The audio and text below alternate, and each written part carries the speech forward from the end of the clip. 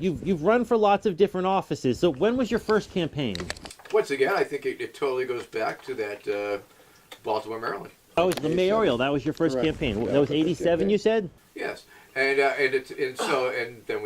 then you can slice it into to this to this sequence or whatever, and then I started traveling the country with this ragtag bunch of hippies, and we were providing logistical support to various peace marches, mainly anti-nuclear.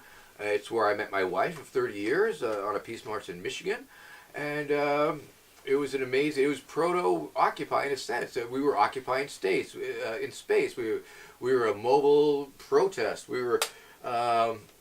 And then we started doing the Nevada nuclear test site, and so I was working these national events and making national contacts and making friends all over the country, and just started going to these different countries and doing these different things and the rainbow gatherings after several years of working the entertainment portion of it, learning to be a funny presence and work a crowd and do an MC and all these things. Part of the things that occur at the rainbow gatherings are we provide our own security because we don't rely on the state to provide anything for us in these circumstances. We gather on the land in national forest. It's a freedom of assembly, and so it seamlessly works in and out. I'm all about the First Amendment to the U.S. Constitution. I'm about freedom of peaceable assembly. I'm about speaking freely and maximizing our voices and getting our points across. And I have just found this very quirky way to do it. So at the Rainbow Gatherings, one of the things, security. And one of the security things that we offer is walking police through the damn gatherings. And Oh, so I wow. would spend, 8-hour shifts walking large groups of Alabama State troopers through our, rainbow hippie gathering, trying to keep them out of trouble and keep the hippies out of trouble and propagandize the police and trying to, try to explain to them what's going on and contextualize it for them and try and get them to defect and mutiny. And so I learned to, bring my clowning skills into my security skills, by, doing these policing actions with a clown nose on. So, sort of, once again, a signifier. It's like, I'm not some crazy guy screaming in your face. I'm a clown, but it gives you this license to interact on a certain level. So how many campaigns have you run? Indeterminate at this point. Just in your whole career, how many have you had? How many campaigns? Let's see. How many times have you run for office? 87, 88. 89, 91, 92, 96, 2000, 2004, 2008, and 16. That's 10 right offhand with a few. The magical thing about running for president, and one of the best things about running for president, is that it's a declaration. It's something you say, and it's a magic incantation, and once you say it, it becomes a fact. And once you say it's a fact, well, you can take it back, and that's a fact too. But no one else can, because it is an extremely subjective fact and reality. Once I say, my name is Vermin Supreme, I'm running for president, nobody can dispute that fact, because it is a fact. I've made a declaration that I am seeking an office. It's indisputable. And anybody can do it, and thousands of people do. In this last It's a beautiful thing about it. last election, Yes. you had a failed attempt at a run in Kansas. Not a failed attempt for the office, just a failed attempt to run. But anyway, what is the matter with Kansas? Kansas was an interesting thing. It was a fluke. It came across my Facebook feed. 8 high school students were running for governor of Kansas because they could, because there was no law on the books that said they couldn't. Your Constitution said that it gave the legislature the power to make law regarding it, but they never ever did. So when I saw this on my Facebook feed that you didn't require any requirements, much like the D.C. primary of 04, that they would put you on just by saying so. And so I decided that, and it was a throwaway joke. It was a throwaway. It was on my Facebook feed. I said, I'm going to do that also. And And the next thing I know, I was receiving pressure and momentum. People were encouraging me to do it. You were trying to run for attorney general, right? I decided I didn't want to step on the kids' toes, number one, and the field was too big. So I looked onto the down ticket. And I said, "Oh, okay, Attorney General sounds good." There's no law. There's no law requiring that you actually have to be a lawyer to be Attorney General. Nor a resident. Nor a resident. At that time, there was no court rulings. Okay, and so I called him up. Confirmed it. Had my lawyer confirm it. We raised the money. I was able to raise the money in 2 chunks. I was able to raise half of the $1,600 filing fee online just by asking for it, and then I was able to make the other half selling neckties during a weekend, or giving away neckties as premiums for donations to my campaign. So I was able to raise the rest of that. Make it more real. All of a sudden, like, oh, I guess I really am doing this, and so I was across the threshold where I started to do some fundraising and raised. So then we had the money. We called them up. It's like, okay, where do we send the money? And they say, oh, you have to be there. And I'm like, what? Oh no, I have to be there? Shit! It's like 3 days, and so I have to fucking scramble for like a buddy pass and for my aunt, and so we had to fly there. It was a great campaign stop. It got a lot of great press because it was an official event. It makes the most contrast is when Vermin Supreme is in the tutu and in the boot head, and I'm there giving them all the money and saying, "Put me on your ballot." It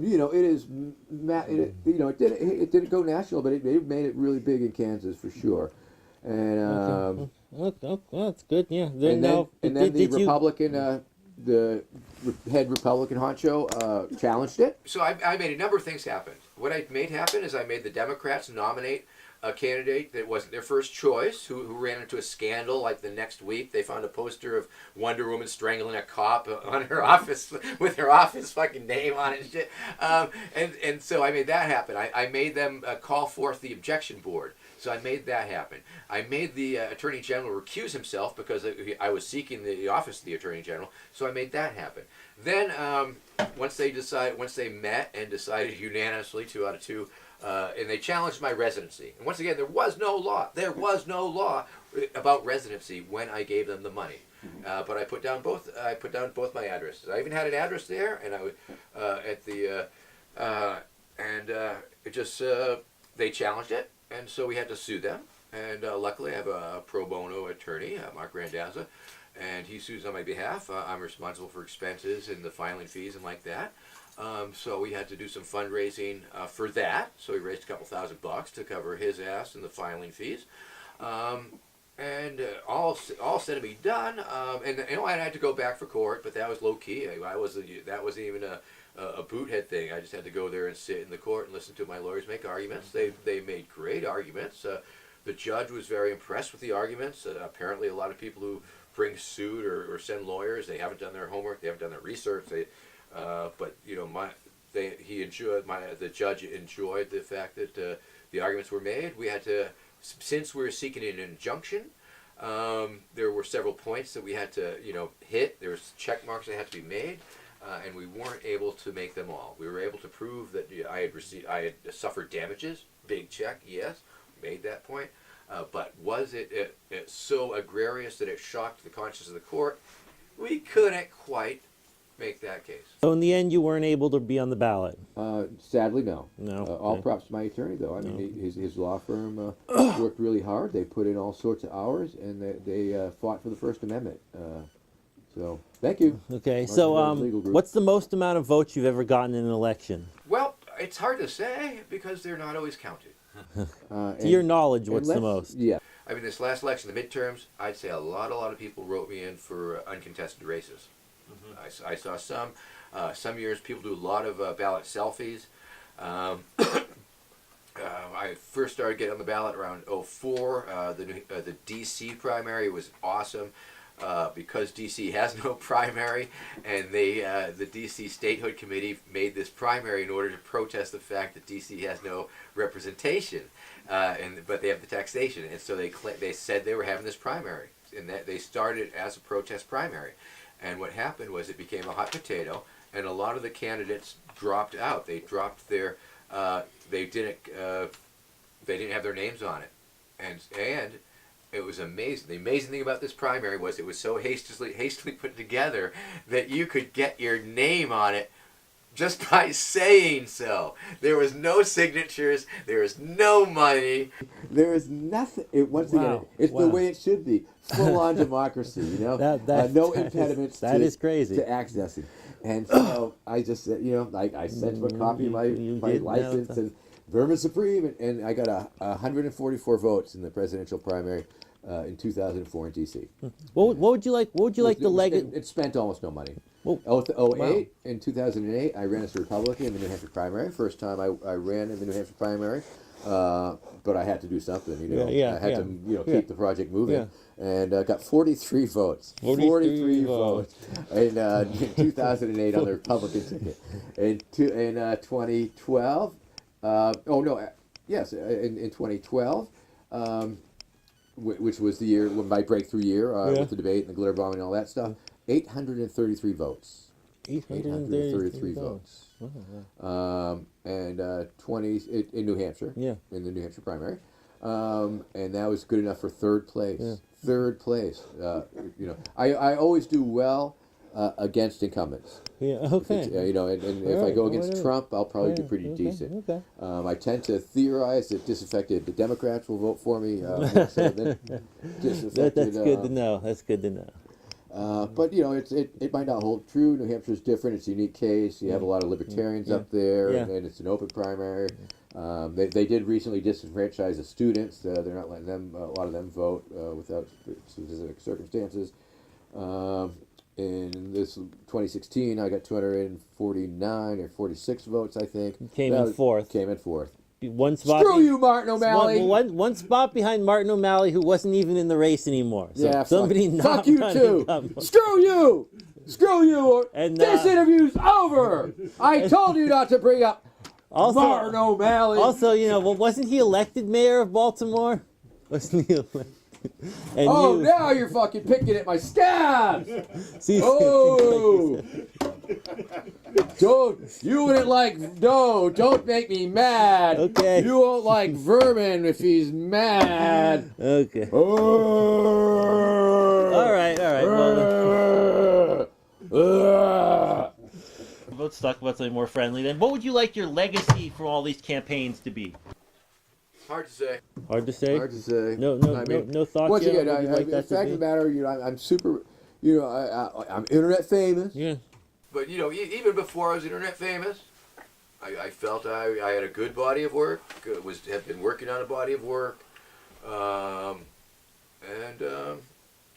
think it makes sense. You know, I can't in the building blocks that made it all happen over the years. You know, I mean, clowning, security.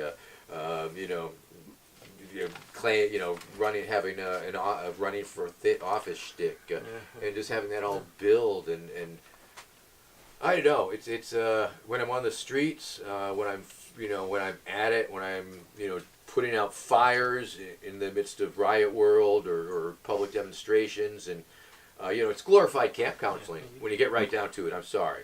But you see a situation and you go and deal with it. You try and diffuse it. You try and fucking deal with it. You've run for president the last several elections. Do you have any plan? Are you planning on running again in 2020? Oh, absolutely. I currently laying the groundwork for the Libertarian nomination. Oh, Libertarian. So have you made any official announcements about that? Once again, I try not to be official when I'm running because there's certain advantages not to be running and. But I'm starting to raise money for my run. I'm trying to achieve federal election matching funds. If I can raise. I was just saying you're on here probably being seen by as many as dozens of people. Sure. I was just saying if Pony Up America. If you'd like to make any official announcement about it right now in front of you. If you want to send your checks or money, PayPal, you want to pay Pony Up America. At gmail.com. That's the email address for the Pony Up America. It's a 527. It's an official organization. It exists to make money and spend money. And so I'm hoping to reach the levels that will allow me to have federal matching funds If I can raise $5,000 in each of 20 states, that's $100,000, and then the feds will match that. And that's not tax money. It's not theft money.